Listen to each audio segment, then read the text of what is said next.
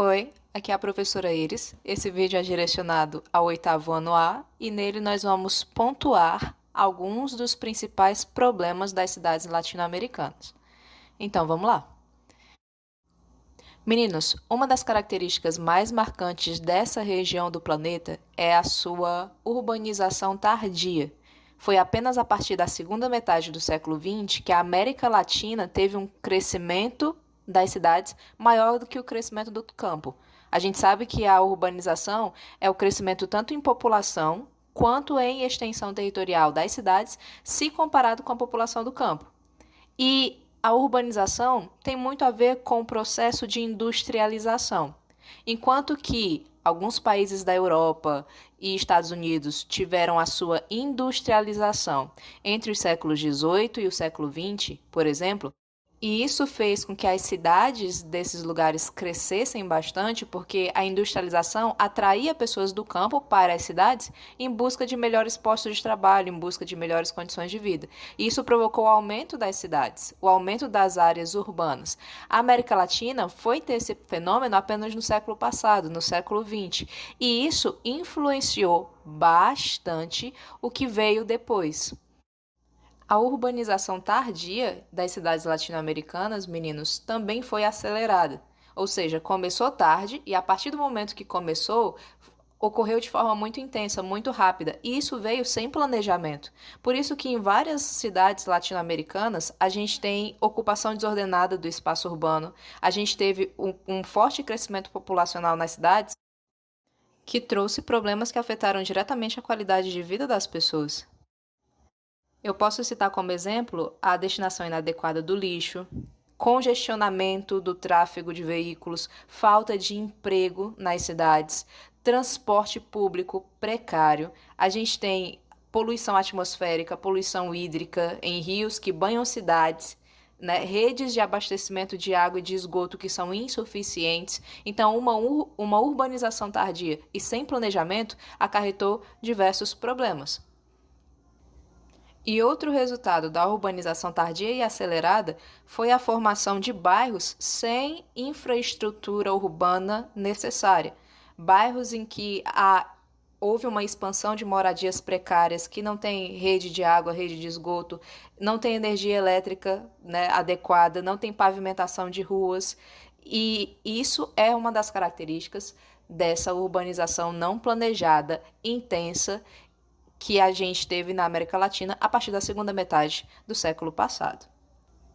Então, vamos pontuar aqui os principais problemas que nós temos nessa região do planeta, que nós temos nas grandes cidades da América Latina.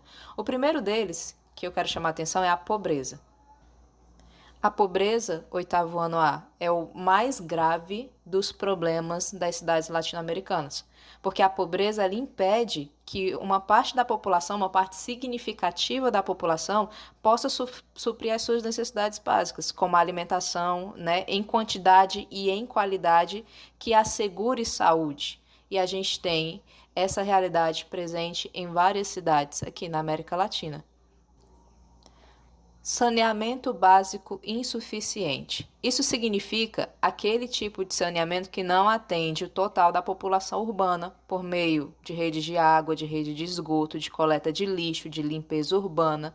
Então, a gente tem dados do ano passado, de 2019, que apontam que mais de 651 milhões de latino-americanos, oitavo ano A, dispõem de saneamento básico inadequado. São milhões de pessoas que estão numa situação vulnerável, né? Lembrando que o saneamento básico ele está diretamente relacionado com a saúde da população.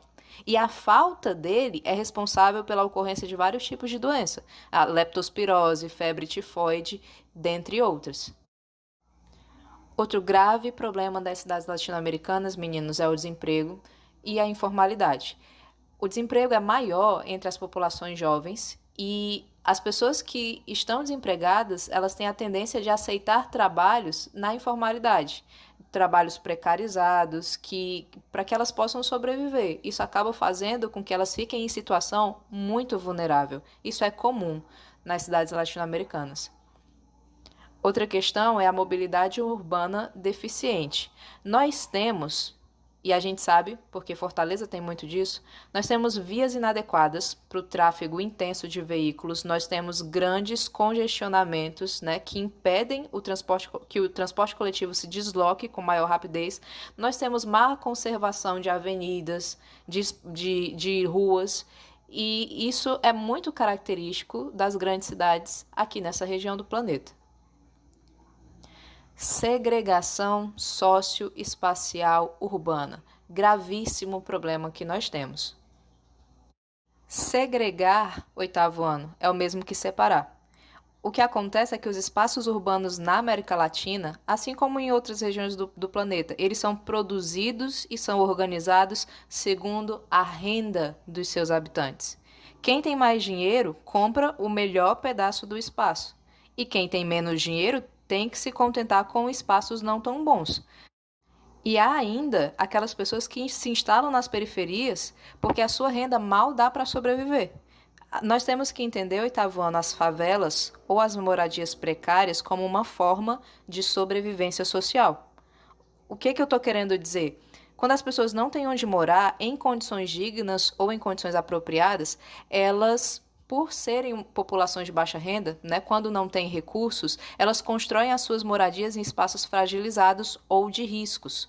Como vocês podem ver aqui nessas imagens, as pessoas podem construir casas em encostas de morros, em margens de rios, em córregos, em terrenos baldios e até mesmo embaixo de pontes e viadutos, como vocês observam aqui.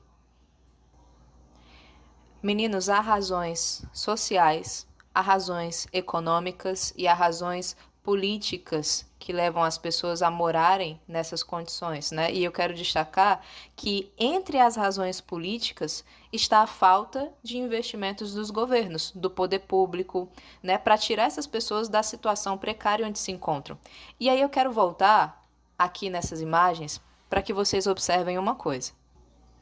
Essas duas imagens são emblemáticas do que é a segregação socioespacial urbana nas cidades latino-americanas. E essas duas fotos são de cidades brasileiras. Essa primeira é de 2004. Essa foto é muito comum em livros de geografia quando a gente trata sobre esse tema. Aqui está a favela de Paraisópolis. E ao lado dela está o bairro do Morumbi, que é um dos espaços mais desejados, é um dos bairros mais famosos, mais requisitados de São Paulo. Então essa aqui é uma das maiores favelas que a gente tem, Paraisópolis, ao lado de um dos bairros mais ricos, mais nobres da cidade de São Paulo.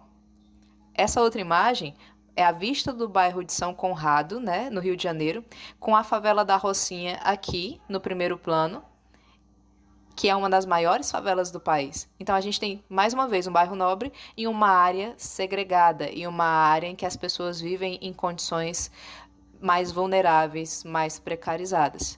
Essas imagens são muito significativas de como a estrutura urbana das cidades é mal planejada, ocorreu de forma acelerada e não organizada.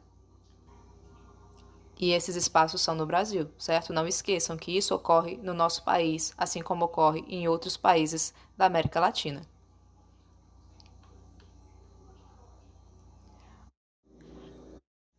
Mas, apesar de tantos problemas nas grandes cidades dessa região do planeta, a gente também tem movimentos sociais urbanos, meninos, que são movimentos de resistência. E esses movimentos fazem parte da história dos países latino-americanos, né? Eles podem ser rurais ou urbanos e eles lutam por diversas causas. Muitas vezes os movimentos sociais eles chegam a entrar em confronto com os governos, com as forças policiais e por aí vai. Esses movimentos protestam o oitavo ano e reivindicam pela reforma agrária, pelo direito à habitação de qualidade para as pessoas, para as populações das cidades ou do campo, protestam por melhores condições de trabalho, protestam por direitos humanos, pelos direitos dos povos indígenas, entre outras causas. Então, os movimentos sociais na América Latina são uma expressão da resistência das populações desses países. Nós temos como exemplo, aqui no Brasil, o MST, que é o Movimento dos Trabalhadores Rurais Sem Terra, né, que pede pela reforma agrária. Nós temos o MTST, que é o Movimento dos Trabalhadores Sem Teto, também no Brasil, que lutam por habitação digna. Temos também a Comissão Pastoral da Terra, né, que é a CTP, também no Brasil, que levanta a bandeira dos direitos humanos, que é muito importante esse movimento. Ou seja, no meio do caos da falta de estrutura das grandes cidades, nós temos territórios de resistência, nós temos movimentos de resistência, nós temos esperança de busca por justiça, busca por igualdade, busca por melhores condições para todos. Para saber mais, vocês sempre podem recorrer ao livro. O Percurso 8 trata dos problemas das cidades latino-americanas. Eu sugiro que vocês deem aquela lida maravilhosa e procurem ampliar o conhecimento de vocês. Obrigada, meninos, e até a próxima!